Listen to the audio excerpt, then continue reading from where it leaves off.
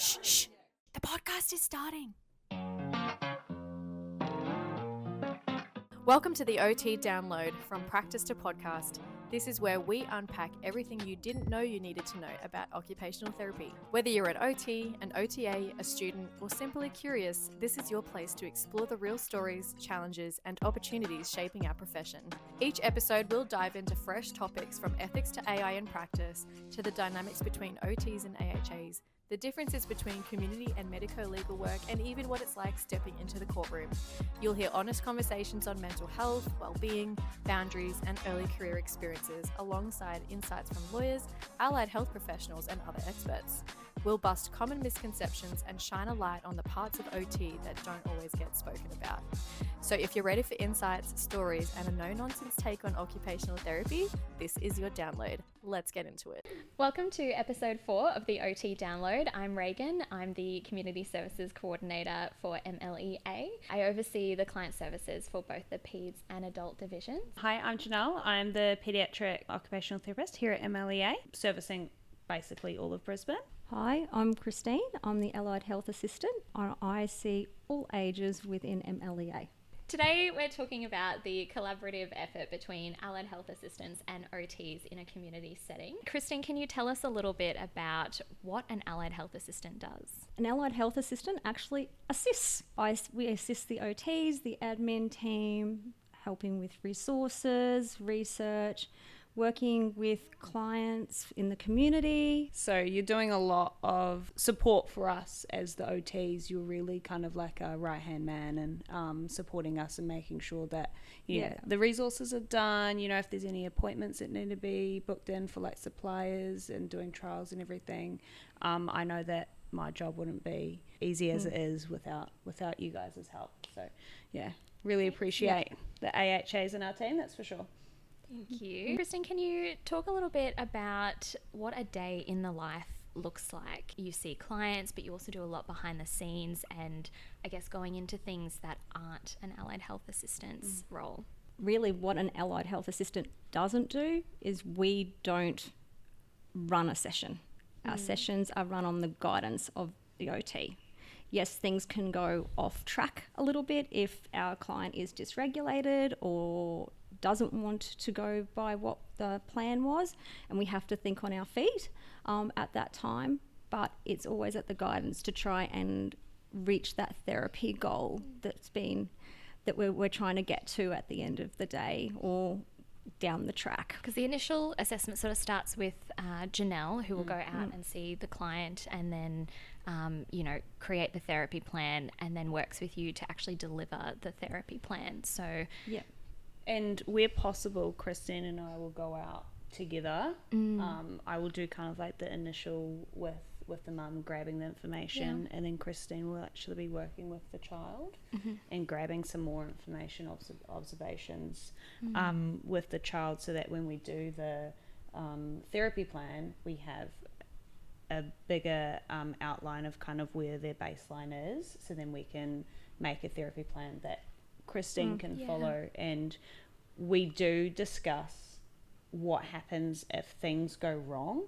So you go in with a plan, and most of the time with children or even with adults, the plan doesn't go to plan, so you have to think on your feet. And we will discuss things that you can try otherwise, and sometimes the plan A, B, C, D, E, and F don't go ahead. So sometimes you really do have to think on your feet, and at the end of it, it's about, that rapport building and getting them to engage. So if they haven't been able to engage in all of those activities that we have thought about, and they're just engaging in a conversation or just purely playing one game over and over, that's okay.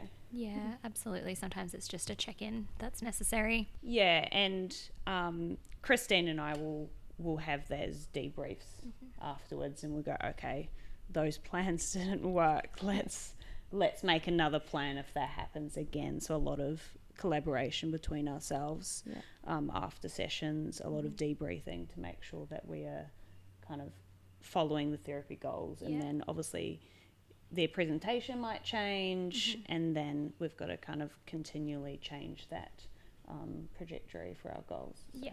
Yep. And with some of our clients now, we're both seeing them. So I'll see them one fortnight and Jenelle sees them next. So it's different. It's amazing how different the children are with both of us, and how the engagement is from week to week. Yeah. So, and environment to environment, right? Like sometimes we'll go to the school, sometimes the home. That can vary really drastically. It does, because we've got one client that I see at home and Jenelle sees at school, and the difference in the behaviours that we both see, and trying to work that into our goals.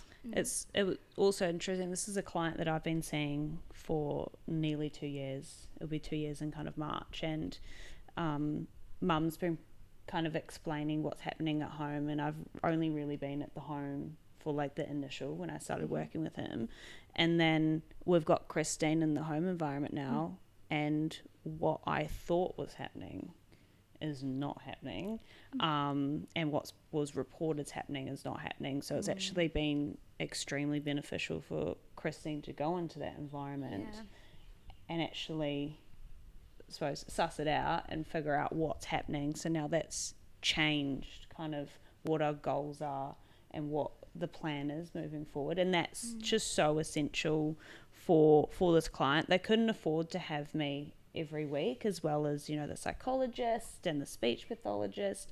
So it's just essential getting Christine in there that's able to give that frequency that they need without the high cost of myself going in there. And Christine's well knowledgeable to support this client, especially in his sensory seeking needs, and it's been extremely beneficial. Yeah.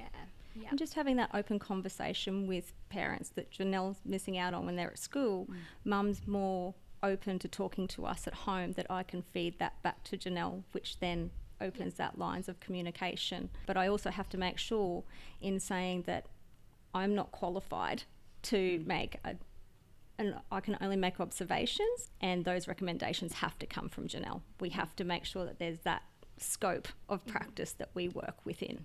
But ultimately, Jenelle wouldn't be getting that holistic view without you being able to go into the home as well. So you wouldn't know how to tailor the therapy plan without that point of view and that perspective, which is, just crucial. What are the behind the scenes, I suppose, roles of an allied health assistant? We talked a lot about the face-to-face, but there's a lot that we do behind the scenes. Like Jenelle touched on a lot of organising of trials and review visits, which I do a lot of. Procurement of invoices, quotes, drafting applications, reports, that sort of thing. That's a huge part of what we do. Christine, you make a lot of resources as well for clients, for your clients. A lot of visuals to assist behind the scenes, working with keyword sign visuals, working on practicing those. I suppose a lot of what we do as well as supervision is behind the scenes of, I know they spoke about that we kind of debrief, but then it's us actually having a formal conversation about what we're seeing, and then, okay, we've got this resource that's Christine's made, maybe we need to look at developing something else. As well as, okay, she's noticed that for an adult client we've got, that her manual wheelchair is no longer suitable, it's broken. So let's look at booking in a trial. And then Christine's organised all of that. You know, she's got the approval from the support coordinator. She's got the budget of kind of what we've got pre-approved, and doing all of that background work that if I was to have to do it on myself, I just wouldn't have time to do it. So very, very beneficial. Like I said, there's a lot of things that you guys do that is not face-to-face. That's just essential for service provision and like making sure that we're doing everything and ticking all the boxes. Yeah, and at that lower rate as well. Yes. Which, like we sort of touched on, a lot of NDIS plans, especially these days, especially as we will move into Thriving Kids, the budgets are getting tighter, they're getting more strict. Trying to fit all of these services with other allied health professionals as well into that budget that these kids are getting is really tough. So allied health assistants, I mean, we couldn't do it otherwise. We couldn't provide and it the is same getting service. harder, even with AHA budgets in there. We've got one client we've been seeing for quite a while that I was initially able to see 3 times a fortnight, and with all the providers that are there, I'm down to fortnightly now, and the regression in him in the since the plan started 3 months ago has just been amazing. We're back to where we were 18 months ago. Yeah. So, and if it was me having to go in there myself, it would be monthly. It would be monthly. We just wouldn't have the funds. And you're not going to see that progression, no. you know, as you would if you can go in there. There are a lot of people that need weekly services or fortnightly at least. So let's talk about the difference of an allied health assistant role within a clinic setting and within a community setting. Obviously, because you guys are a bit different on what you guys do. Raegan, can you just explain to us what you do is in like a clinical setting? Yeah, definitely. I think my role, whilst it is heavily administratively based, I think there's a lot of misconception between the role of an admin and the role of an allied health assistant. There is a little bit more than I would do compared to, I guess, a typical quote-unquote administrator, and that is a lot of liaison with stakeholders, suppliers, builders, so having the knowledge to have that conversation, to recognise issues, to brainstorm solutions. Obviously I'm limited in my capacity extremely to make any decisions, to almost none, but I can at least take that information, I can understand that information, and I can relay it to the relevant people in the way that helps get those solutions quite quickly. And I think that's really important if we're looking at the funding side of things, where if I was to have to do that, it's a considerable amount of money for the participant to pay, where for someone like yourself, it's a lot less, so it makes their plan go a lot further. So if there's a lot of complications with the builder coming back to you and the quote's wrong, or the quotes need to change, then... Which happens all the time. I would imagine. So it's able to make their plan go a lot further for such an expensive task, right? Yeah, because home modifications is quite expensive with all very of the... time consuming. Yes. Yeah, there is a lot of discussions. It is not a straightforward process. That is probably another common misconception as well, is that we do the assessment, the builder attends the site visit, we put together an application, and that's it. But the reality is NDIS take so long to process anything that by the time it does come back, if it is approved or if further information is required, you've got to go back and start certain processes again, getting updated quotes, because obviously builders change their fees, supplies change as well, especially in this current climate. It is a lot of back and forth. So there's a lot of things that you do as an AHA that even I wasn't aware of, with going back and forth with the builders and getting the quotes, and obviously NDIS is forever changing, so I can assume that you do something and then finally when it gets approved you're going to have to go back and do that again. Yeah, always. Even with assistive technology, we've had suppliers that have closed down in between doing the application, the trial, getting the quotes, and actually getting the AT approved, and it can be delivered. So then you've got to source a new supplier. You've also got a budget to work with, so you need to source that same AT with another supplier who might honour the cost or close to, or go back to the NDIS to validate that. It's just never ending. It's very time consuming. With the more complex clients, definitely more time consuming, but it adds up. And it's not just talking to one person, is it? No, you could be talking to 4 or 5 different people within that whole process. Yeah, you've got to update all the stakeholders, the participant obviously, but choosing as well when to update these people so that you're not causing undue stress, because it is a very stressful process. And I think a lot of what I personally feel like I do is just taking on that stress and that pressure from those stakeholders and that participant to sort it out for them, so that you come to them with solutions and not with problems. Just highlights the importance of your role in the bigger team picture of how Definitely. you completing all of that stuff is just essential for us and our relationship as OT and AHAs, as well as exploring that with the participant and then the support coordinator and NDIS and that. So it's really interesting, as I'm predominantly peds based obviously, so I don't really get to see the adult side of things and what you do as an AHA's adult side of things, where for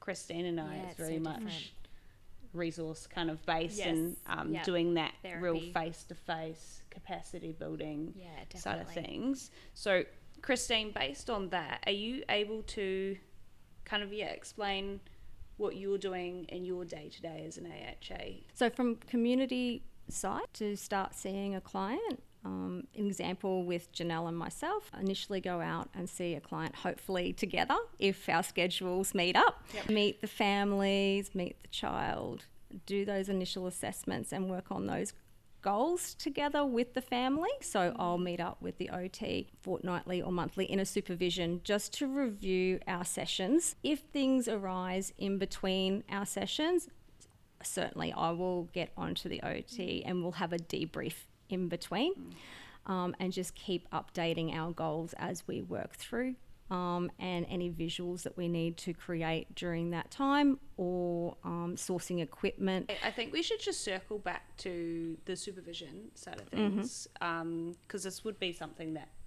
if I was to send you work, this wouldn't be something that we engage in, and that's so important for making sure that the tasks that I'm giving you to do are still aligning with the therapy goals and everything. So supervision is like a formal meeting that we would have fortnightly, really based on how frequent Christine or that you're seeing the client.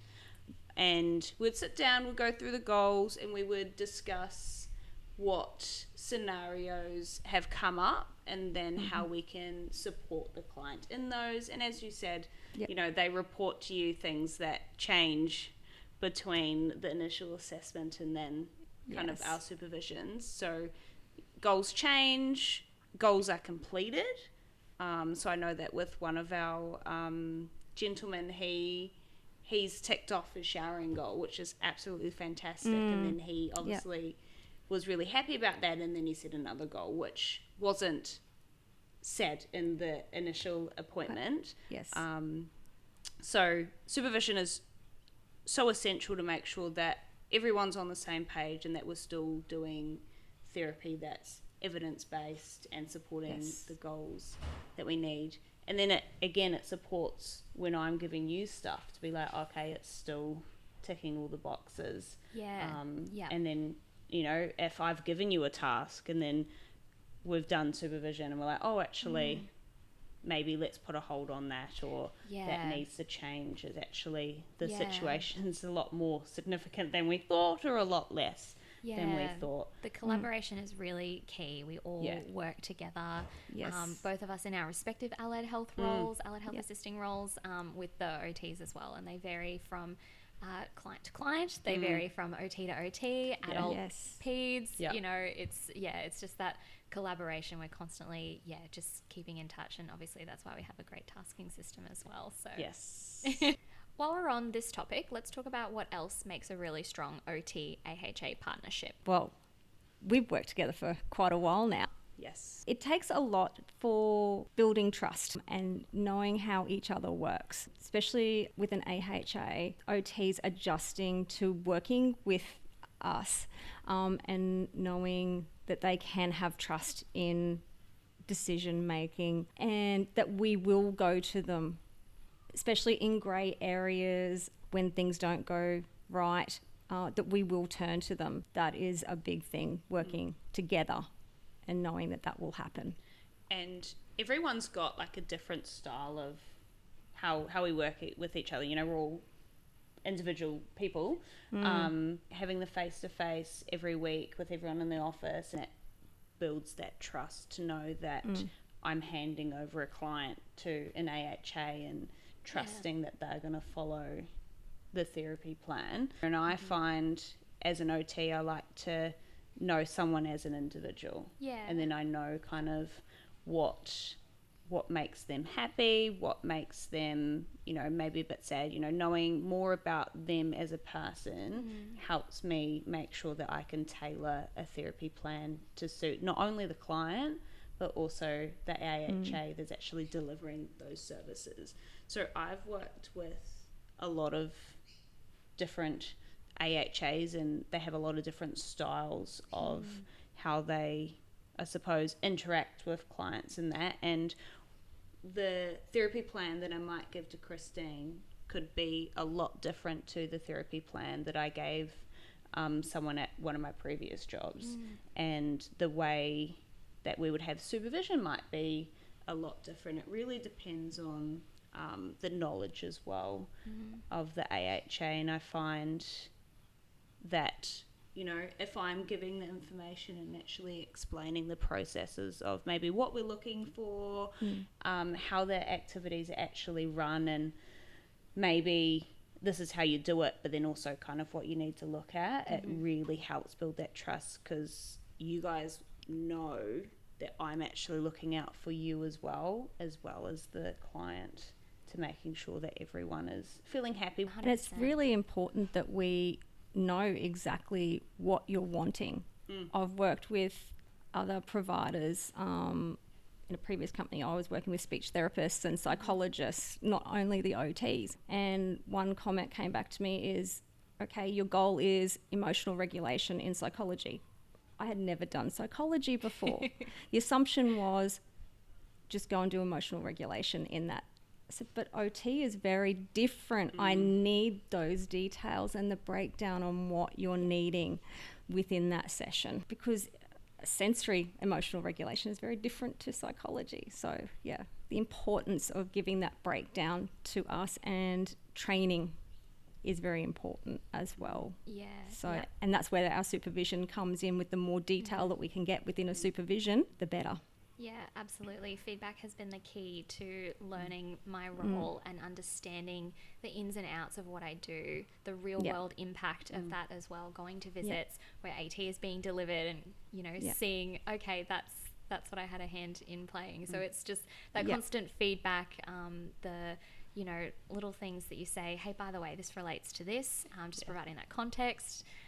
It's super, super helpful in understanding our jobs. Yeah. It would make you guys more confident as well in interacting in those situations where, just say you're having to, you know, go do equipment delivery, you're understanding what's happening and you're able to be confident in knowing that this is what's happening. Where if you're not given all the information, how are you going to be confident in interacting in that situation? I know personally, if I don't know all the information, I don't want to engage, you know, like it's a protective mechanism for me. I just, you know, go in my shell, and if I have all of the information, it just makes me feel confident. And I suppose that's what I like to do when I'm communicating with AHAs, is giving them all of that information so they are confident, because I want to make sure that everyone is successful. Yeah, and we want our clients to feel that we're all over this as well, that, you know, collaboratively as the team, as an OT, as an allied health assistant, no matter where you sit, everyone understands what's going on. You know, the hoist attachment I'm following up, I actually know what it attaches to and the benefit it's going to provide the participant at the end of the day. And then if someone asks you about that, you have that confidence and knowledge to explain that to them. And then, you know, if there is something that you don't know, like that's, you know, I'll get the OT to contact you on that. Yeah, absolutely. So definitely. We all have our boundaries. Yes. There's limits, but together it's, match made in heaven. Yeah. So Christine, you were saying before about working with the psychologist.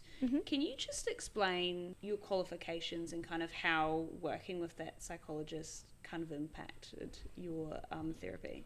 For an allied health assistant, we complete a certificate for specialising in either physio or occupational therapy.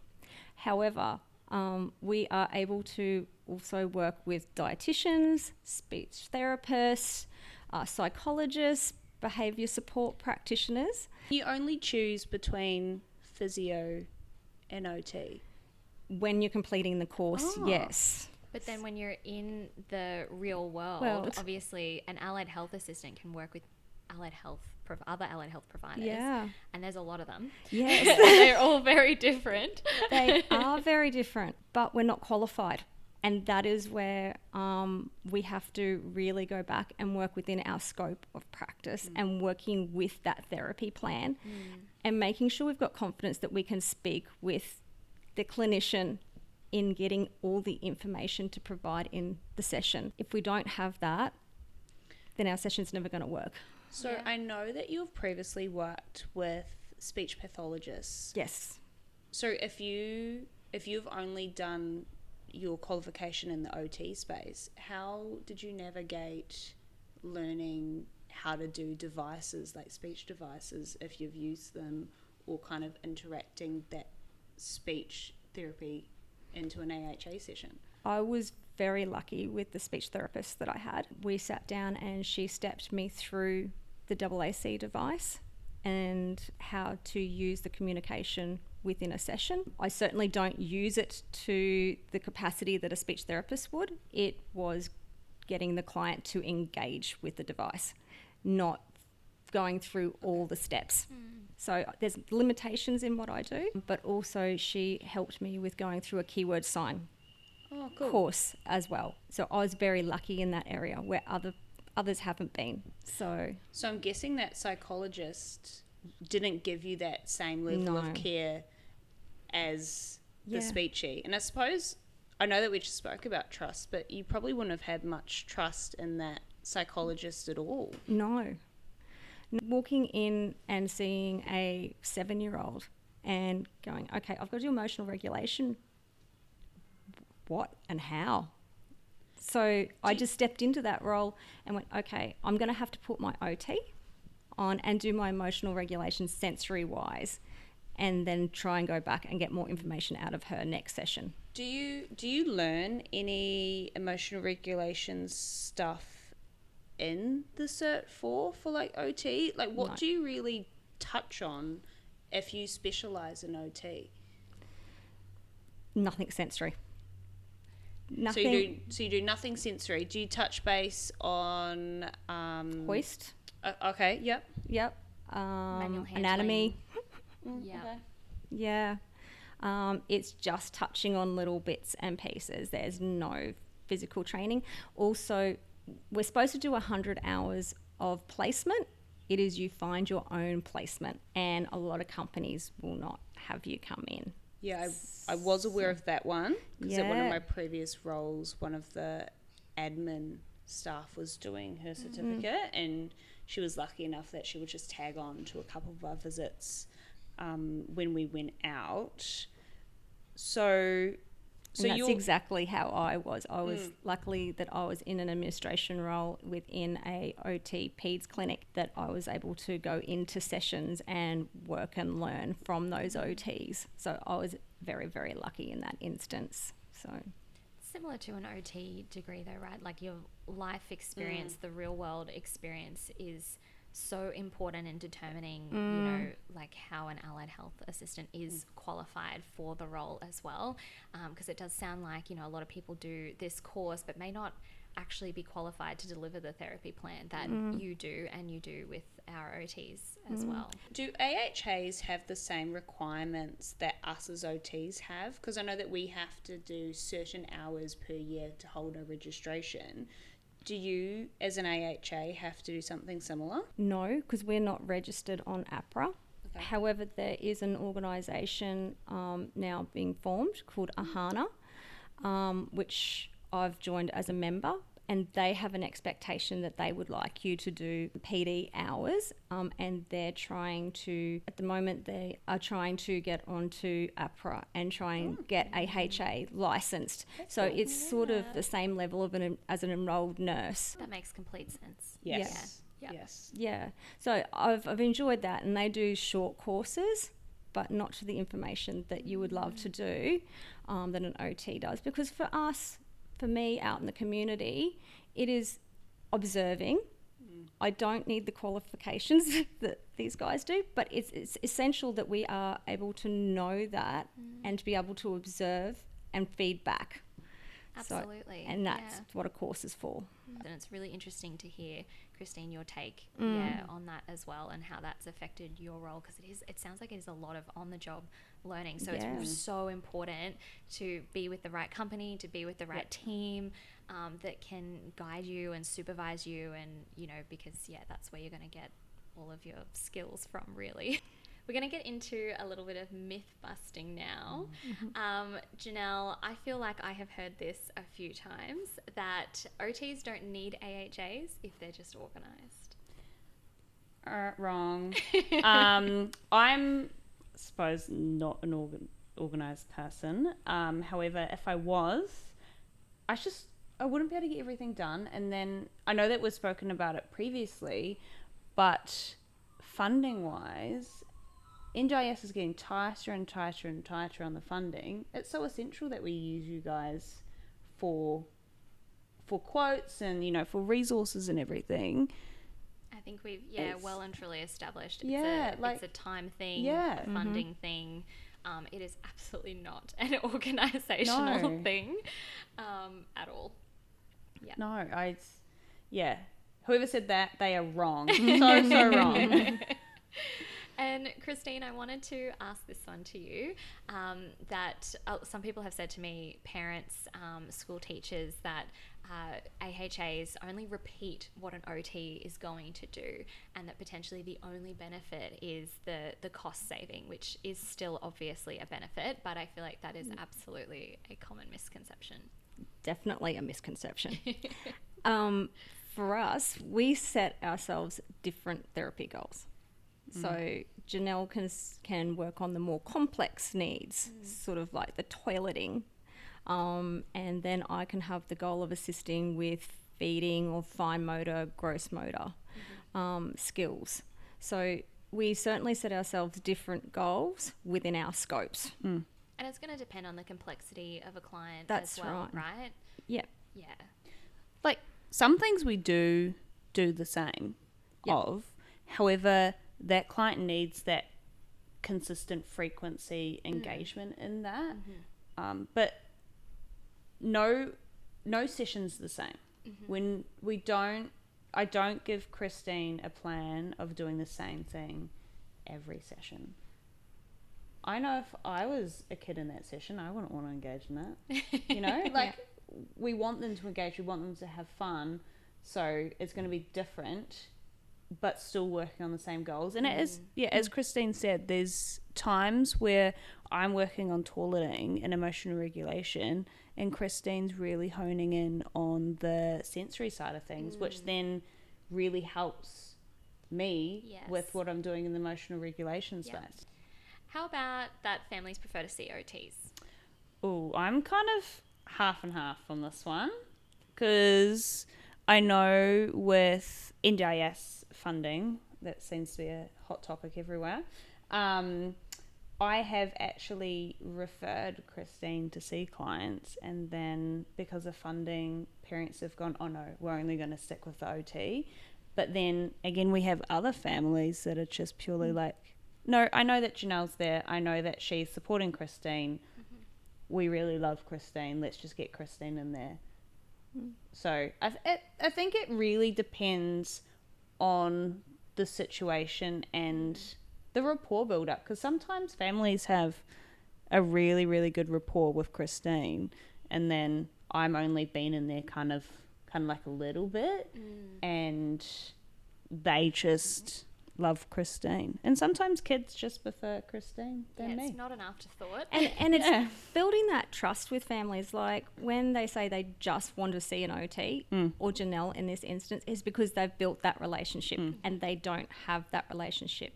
There's been quite a few instances where they've gotten to meet me in a joint session that I've gone into with Jenelle, and then they've felt comfortable enough to allow me to come into their team and assist. So it's building that rapport for families. Yeah.